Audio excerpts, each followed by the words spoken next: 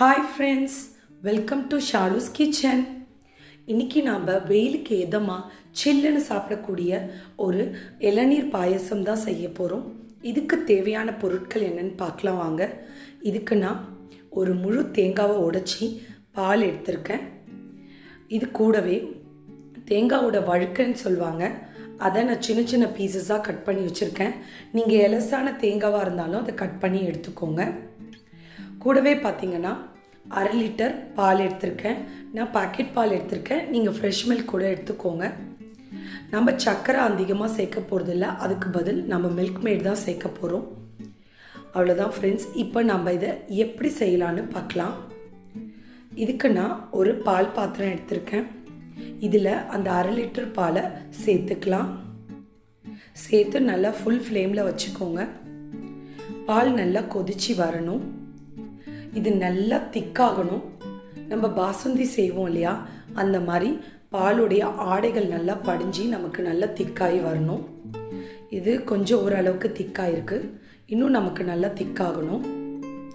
இது கூடவே நான் 1 டீஸ்பூன் அளவுக்கு சர்க்கரை சேர்த்துக்கிறேன். இது ஏன்னு பார்த்தீங்கன்னா ஆடை நமக்கு ஒட்டாமல் நல்லா திரண்டு வரும்.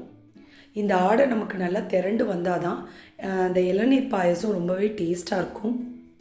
இதுக்கு கொஞ்சம் கேஸ் கூட ஆகும் தான், கொஞ்சம் பொறுமையும் தேவை, அப்போ தான் நமக்கு டேஸ்ட்டாக கிடைக்கும். இப்போ பாருங்கள், நம்ம நல்லா திக்காயிடுச்சு. ஃபுல் ஃப்ளேமில் வச்சு நான் நல்லா மிக்ஸ் பண்ணிக்கிறேன். இப்போது நம்ம கேஸ் ஆஃப் பண்ணிவிட்டு இதை கூல் பண்ணிடலாம்.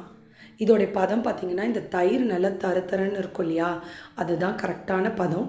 இந்த மாதிரி நீங்கள் காய்ச்சி எடுத்துக்கோங்க. இப்போ நான் இந்த தேங்காய் பாலில் இதை சேர்த்துக்கிறேன். இப்போது ஒரு ஸ்பூன் வச்சு அது உள்ளே இருக்கிற ஆடைகள் எல்லாத்தையும் நாம் இந்த பாலில் சேர்த்துக்கலாம், ஏன்னா அதுதான் நல்ல டேஸ்ட் கொடுக்கும். இப்போ நான் முழுமையாக சேர்த்துட்டேன். இப்போ அதை நல்லா மிக்ஸ் பண்ணிக்கோங்க. அது நல்லா கலந்து வரணும்.